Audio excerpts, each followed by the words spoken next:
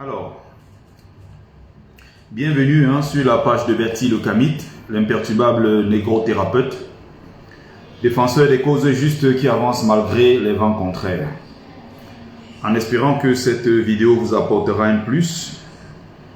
Vie, force, santé à vous, pluie de bénédictions ancestrales.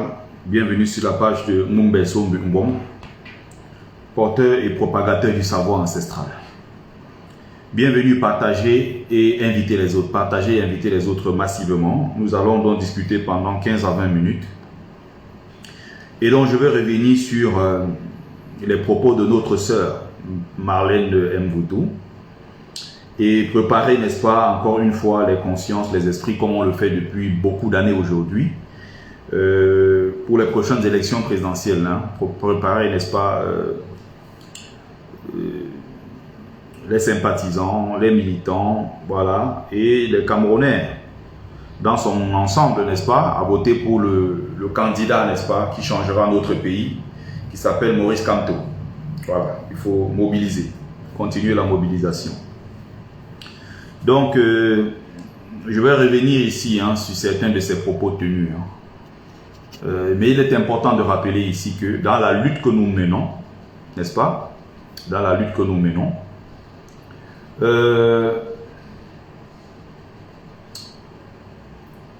Marlène Mvutu est importante dans la lutte que nous menons.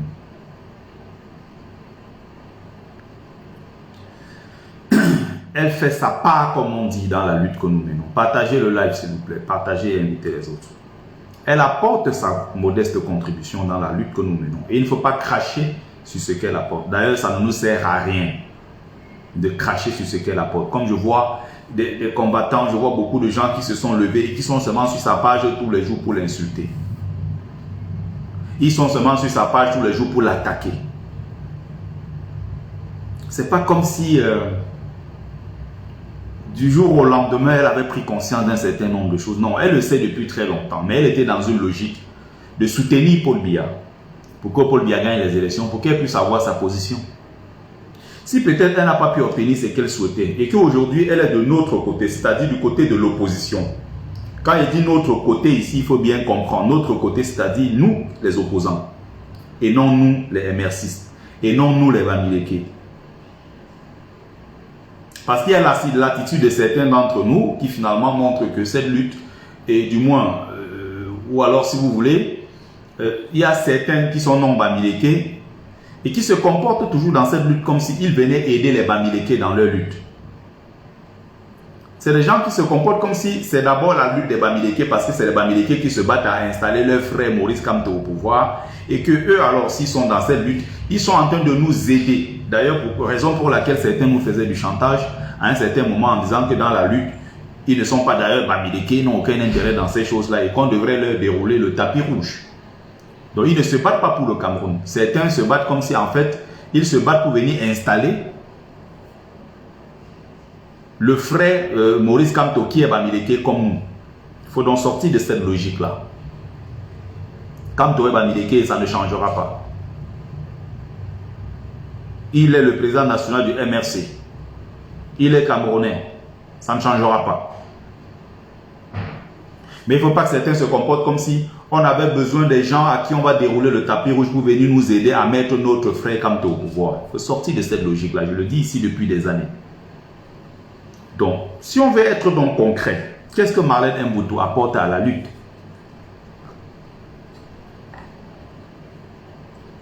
Commençons par les incohérences de Marlène Mvutu. Mais est-ce qu'au-delà de ces incohérences-là, elle n'apporte pas un coup de pouce à la lutte que nous menons tous? Si elle est du côté désormais de l'opposition et donne des coups contre le régime en place, donne des coups au régime en place, donne des coups à la première dame qui n'est rien d'autre qu'une influenceuse, pour moi, elle ne compte pas. Elle n'a aucun mandat électif. C'est son mari qui nous intéresse. On aurait souhaité que Chantal Biya, voilà, soit comme des premières dames, comme on voit un peu partout, comme on voit partout un peu en Afrique et dans le monde, qui sont dans des œuvres sociales, qui polissent l'image de leur mari. Vous avez par exemple une Jeannette Kagame au Rwanda, qui a tout d'une première dame. L'intelligence, la prestance, et tout ce que vous pouvez imaginer. Marlène Mvuto elle-même a pris l'exemple en citant la femme de Maurice Kamto, notre maman Julie Kamto. Elle a pris exemple sur elle, ce n'est pas un hasard. Elle le dit elle-même dans ses lives. Elle dit ceci de façon claire que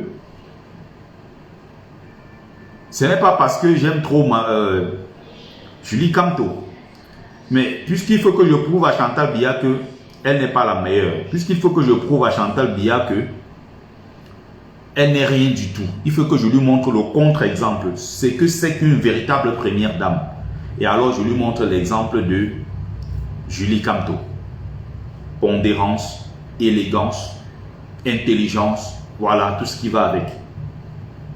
Donc pendant que le mari, il y a le cas par exemple de Jeannette Kagame. C'est une femme belle, intelligente, qui est dans les œuvres sociales. On voit ses enfants à travers le pays qui se déploient. Maintenant, on déplore le fait que son mari soit impliqué dans les massacres des millions de nos frères à l'est du Congo. Mais en tant que première dame, elle essaye quelque part de polir l'image de son mari. On aurait quand même souhaité qu'une Chantal Biya soit celle-là qui essuie les larmes du peuple camerounais en souffrance. Non, elle a transformé le palais présidentiel en un lieu où on accueille des métis, des gens clairs de peau, où on fait alors même... où on fait ce qu'on appelle, l'expression m'échappe, ça me reviendra. Le colorisme, voilà. Donc Marlène Mvuto est importante dans la lutte que nous menons. Elle n'est pas là pour nous, elle n'est pas là pour les émercistes ou pour les activistes ou quoi que ce soit, mais elle fait sa part. Laissez qu'elle donne des coups qu'elle a à donner à ce régime. Vous n'avez aucun intérêt à aller là-bas lui dire que oh ceci, oh cela, non. Bon, maintenant elle a ces points où, n'est-ce pas, où on sait qu'elle est incohérente. Hein.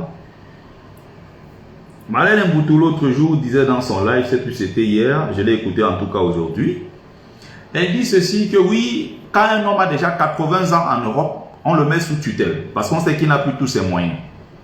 Mais comment ça se fait que au Cameroun, vous voulez confier votre destin en 2025 à quelqu'un comme Paul Biya qui aura 92 ans? Ça ne se fait pas. Il ne faut surtout pas que Paul Biya soit candidat. Ça, je comprends. Mais comment la même Marlène Mvuto a soutenu en 2018 Paul Biya qui avait 85 ans et dont 39 au pouvoir.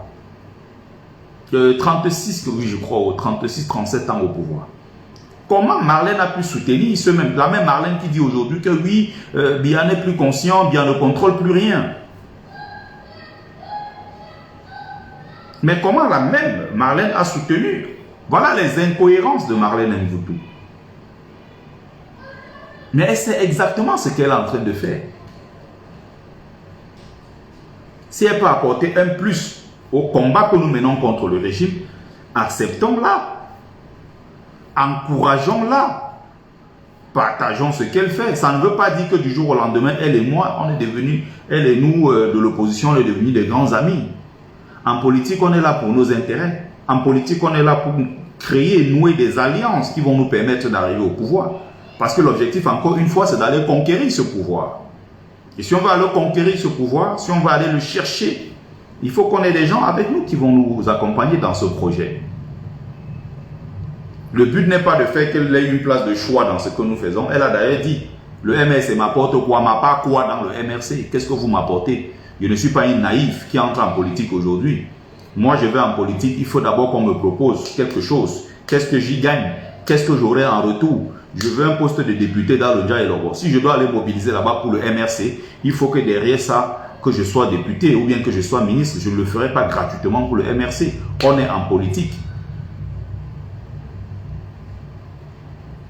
Donc, ne soyons pas dans les attaques personnelles de ceci, mais par contre, si elle commence à attaquer notre champion, il y aura du répondant. Elle sait à quoi s'attendre. Si elle attaque notre champion Kamto, elle sait très bien à quoi s'attendre. Il y a des limites. Mais on est là, on est bien content qu'elle donne des coups à ce régime. On est content. Mais il ne faut pas être en même temps naïf. Elle a accusé le MRC, le Maurice Kamto, de ne pas faire des dons au Cameroun. Ce n'est pas vrai. Il faut taper tout simplement sur Google les réalisations de Maurice Kamto, les réalisations du MRC au Cameroun. Vous allez voir des forages, plein de choses. Même des écoles même. Il y a beaucoup de réalisations du MRC depuis 2012. Beaucoup de réalisations. On a reconstruit certains endroits, il y a quand même pas mal de petites choses. C'est vrai qu'on aurait pu faire beaucoup plus que cela. Mais on le fait avec quels moyens? Quand elle parle de cela, le RDPC a les moyens de l'État, le MRC n'a pas les moyens de l'État. Et quand elle parle de ça, Paul Biya a fait ci. Est-ce que Paul Biya lui-même a donné un seul puits? Il dit bien un seul forage en 41 ans au pouvoir. Biya n'a pas donné un seul forage dans le sud. Elle ne donne pas de leçons à Paul Biya pour cela, mais c'est au MRC qu'elle donne des leçons que non, si vous voulez conquérir le pouvoir, il faut aller montrer aux gens que vous les voulez vraiment. Que vous voulez les convaincre d'adhérer à votre projet. D'accord, ça c'est la politique. Ceux qui sont patients peut-être peuvent le faire, mais quelqu'un comme moi, il n'y a absolument aucune chance que cela arrive. Absolument aucune chance. Moi, je n'irai pas convaincre les gens qui d'entrée ne veulent pas de moi parce que je suis du MRC, parce que je suis Bamileke, parce que Kamto, parce que MRC. Non, je n'ai pas ce temps à la perdre. J'ai fait un live hier dans lequel j'expliquais tout cela. On a vu ici en public, devant nos yeux ici, Oko, Apollinaire, fils du Sud, militant du MRC. Il a ramené des gens là-bas à l'entrée de la ville à Eboloba. On l'a bloqué. Mais tu ramènes les fils, tu ramènes les Bamileke, fais quoi ici? Demandez à ces gens-là de retourner. Qu'est-ce qu'il dit? On l'a bloqué à l'entrée. Les enfants même de ces zones-là qui ont adhéré au MRC sont parfois pour certains chassés au sein de leur famille, boycottés au sein de leur propre famille. Pourquoi? Parce qu'ils ont adhéré au MRC qui est ici catalogué comme le parti des Bamileke qui menacent de prendre le pouvoir de leur frère Paul Biya.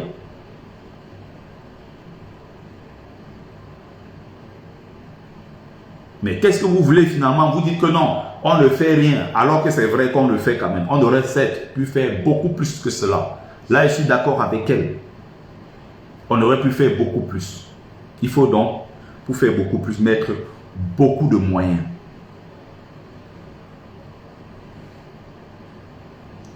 Il faut mettre beaucoup de moyens dans ce qu'on fait.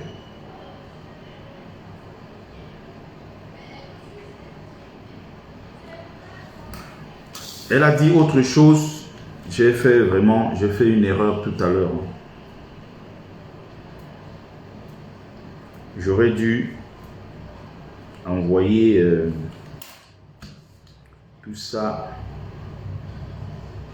par ici. Mais c'est avec le même téléphone, hein, le téléphone avec lequel je suis en train de le faire. Donc, merci d'avoir patienté quelques secondes. Je suis allé donc chercher de l'autre côté ce que j'avais marqué. C'est pour ça que ça s'est arrêté pendant quelques secondes. Donc, j'étais en train de dire ceci exactement. Marlène Mboutou, si vous l'écoutez bien, à partir, je crois, de la 46e minute, partagez le live, s'il vous plaît, et invitez les autres. Elle dit ceci. Les Bamileke ont subi beaucoup de frustration. Il y a beaucoup de colère en eux.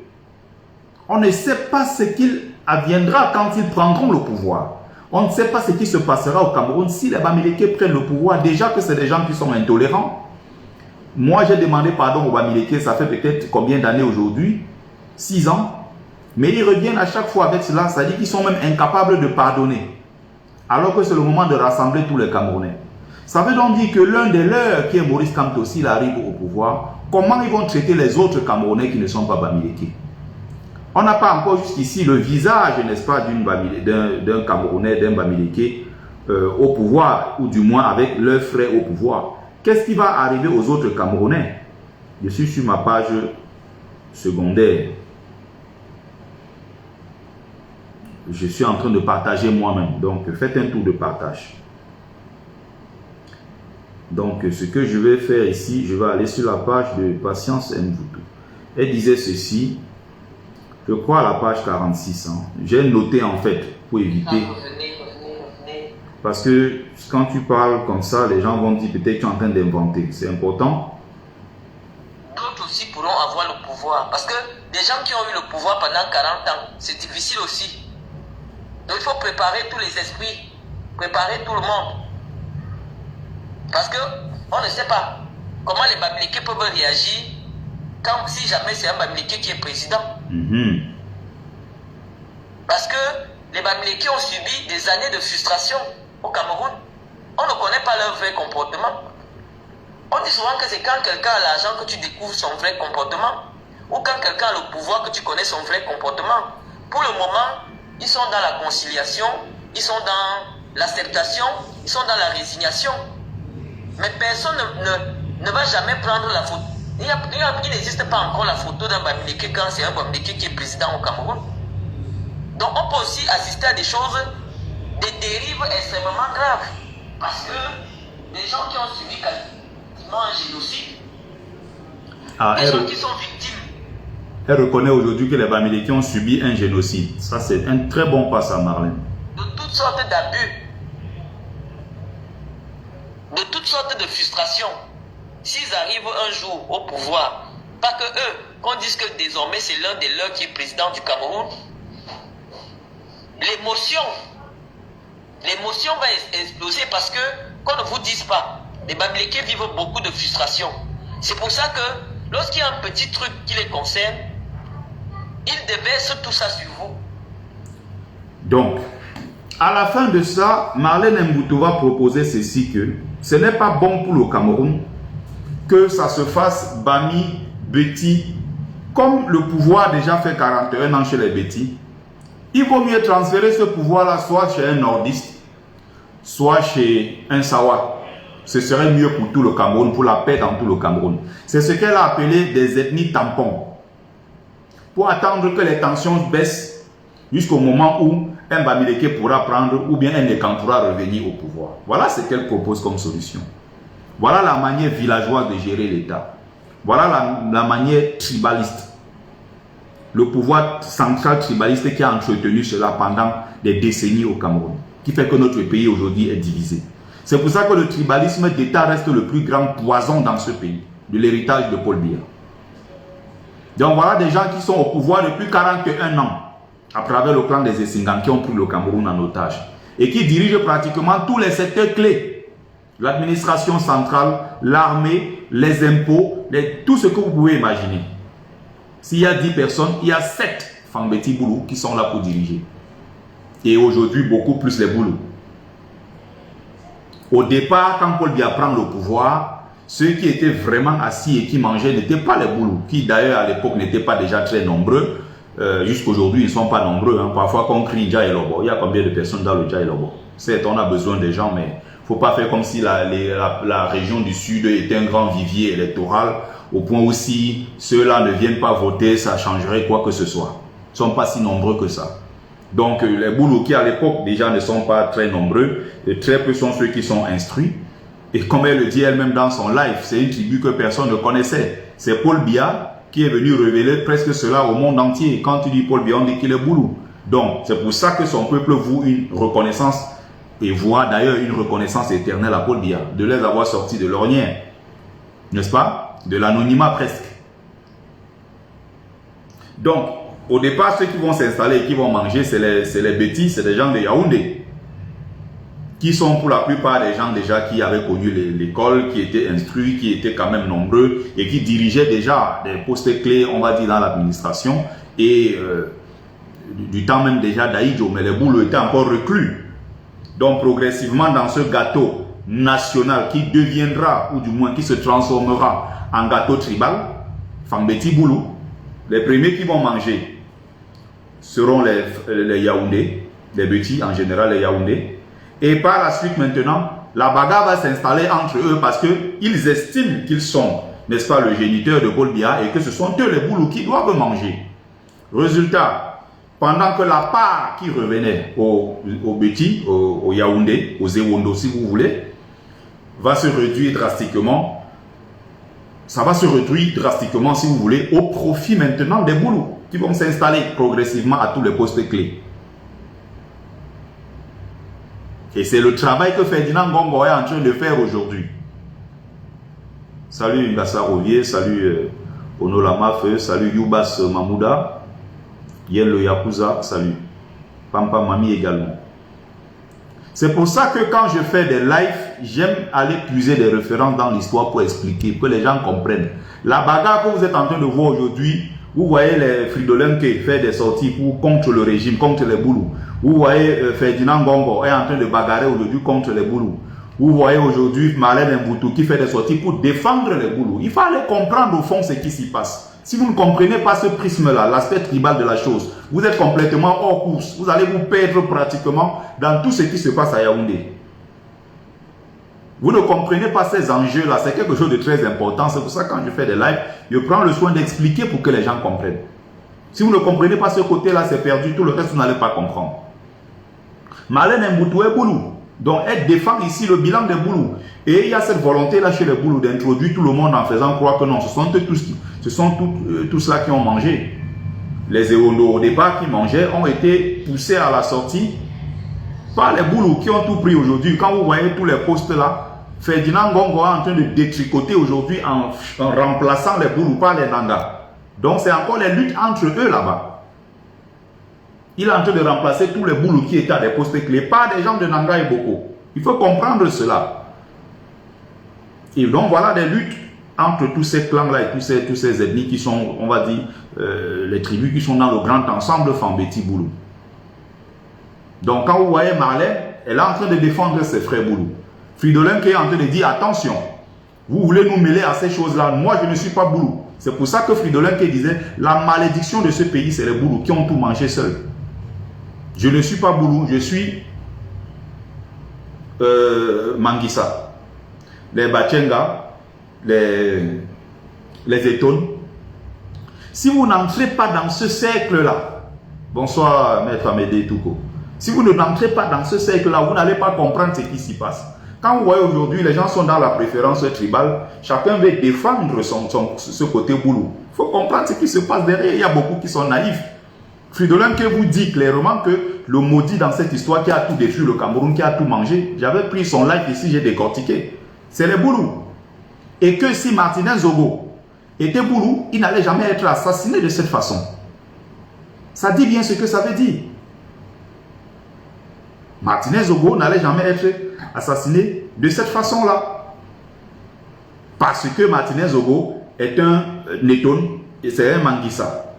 Donc, comprenez bien que ceux-là sont le côté faible dans le grand ensemble Fambeti Boulou. Je vous ai expliqué au départ que les Ewondo, c'était eux qui mangeaient, c'était eux les plus instruits. Ils étaient nombreux, ils étaient au niveau de la capitale. Et les Boulous maintenant, père de Paul Biya qui a révélé, n'est-ce pas, leur tribu au reste du monde, ont commencé à se dire qu'il est temps pour nous aussi de manger. Ils se sont donc finalement rapprochés. Et donc la part du gâteau, je dis bien gâteau national, qui est devenu finalement un gâteau tribal, qui appartenait ici, dans un premier temps, les principaux bénéficiaires c'était les Ewondo. Progressivement, les Boulous vont s'installer.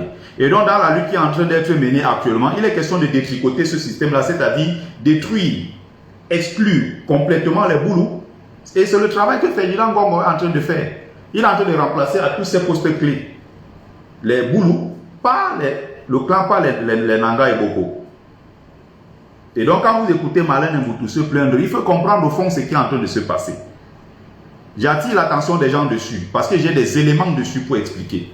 Il y a des gens maintenant qui vont dire « Ah, tu aimes trop parler de tribalisme ». C'est des gros naïfs qui ne comprennent pas au fond ce qui est en train de se passer. Donc Marlène Mboutou, il y a des choses qu'elle apporte dans la lutte que nous menons. Mais il ne faut pas faire comme si du jour au lendemain elle était devenue une patriote. Non, c'est des gens qui sont là pour les intérêts. Mais on n'a aucun intérêt en tant qu'opposant à aller l'attaquer. Elle apporte sa part, elle fait sa part comme on dit. Mais le jour où elle va franchir peut-être les limites et commencer à détruire notre président Kamto, c'est là où les problèmes vont commencer. On ne demande pas qu'elle vienne encenser Julie Kamto ou bien qu'elle chante la gloire de Kamto et autres. Nous comprenons les enjeux. Nous savons exactement ce qui est en train de se passer. Ce n'est pas parce que je ne parle pas ici en me présentant comme docteur avec de gros costumes, en parlant le long français que ce que nous comprenons exactement ce qui est en train de se passer. Nous avons une très belle lecture de ce qui se passe à Yaoundé actuellement. Donc, elle préfère ici que, voilà, pour conclure, hein, que les tensions entre les Ekang et les Bami, c'est un peu trop ces derniers temps, c'est pas bon. Si on veut passer de 41 ans de pouvoir des Bétis ou passer directement chez un Bamileke, ça c'est pas bon. Autant remplacer, n'est-ce pas? C'est pour ça qu'il n'y a pas des ethnies tampons. C'est-à-dire ceux-là qui vont d'abord faire le tampon en attendant que un Bamileke prenne le pouvoir ou bien qu'un Fambeti vous le revienne au pouvoir. Et dit que Beta on donne ça à un Nordiste ou Beta on donne ça à un Sawa.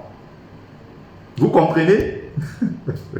C'est-à-dire que ces gens-là, dans leur tête, ils n'ont qu'une seule chose. Un Bamileke ne doit pas être président. Kamto, ce n'est pas bon. Mais l'homme de la situation, c'est qui au Cameroun actuellement? Qui est assez fou pour confier un pays à un homme qui aura 92 ans en 2025? Elle-même dit au départ que non, un homme qui a 80 ans en Europe est mis sous surveillance et sous tutelle parce qu'il n'a plus tous ses moyens. Mais en 2018, elle a voté pour Pobiaki avec 85 ans. Où est la logique dans ce qu'elle raconte? Elle se contredit, elle est dans des incohérences. Mais maintenant, ce qu'elle apporte dans la lutte, on est avec elle. On n'est pas naïf. Tout ça, ce qu'on fait là, c'est pour qu'elle sache en fait que nous comprenons ce qui se passe.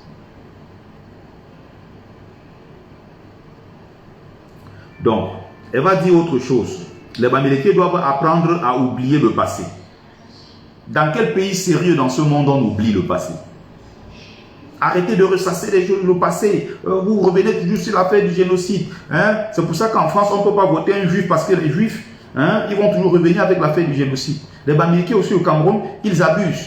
Les gens ont peur parce que si on vote Kamto, on ne sait pas ce que les autres deviendront. Peut-être les Bamileke vont... C'est comme ça qu'on crée la peur. On distille cette peur-là.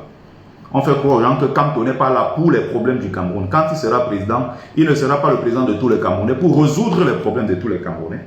Mais Kamto sera l'élément, n'est-ce pas, Bamileke, que toute la tribu utilisera, n'est-ce pas, pour déstabiliser tout le pays et tuer tous les autres. C'est comme ça qu'on distille la peur, au fur et à mesure. Ah, on ne sait jamais, hein, en allant voter Kamto, tu ne sais pas ce que ça deviendra demain si les Bamileke prennent le pouvoir. Attention, voilà leur objectif, ils sont nombreux comme ça. On sait qu'elle est dans une lutte aussi de positionnement. J'ai déjà expliqué un certain nombre de choses. Hein. Je n'irai pas plus loin que ça. Je vous ai dit que c'est un live maximum de 20 minutes. Et je vous invite dans les secondes qui vont suivre hein, à me retrouver sur la page de Winnie Savannah. Je serai là-bas pendant quelques minutes, quelques dizaines de minutes pour échanger avec Ahmed Kamer et les autres, quoi. Donc, je suis invité là-bas. Je vous invite également, si vous êtes intéressé, passez par là, faire un tour sur la page. Je serai avec elle dans les minutes qui vont suivre. Donc, merci à ceux qui ont pris le temps de regarder le live. C'était Bertie Le Kamit, l'imperturbable négro-thérapeute, défenseur des causes justes qui avancent malgré les vents contraires. En espérant que ça vous a plu, vie, force, santé à vous, pluie de bénédictions ancestrales.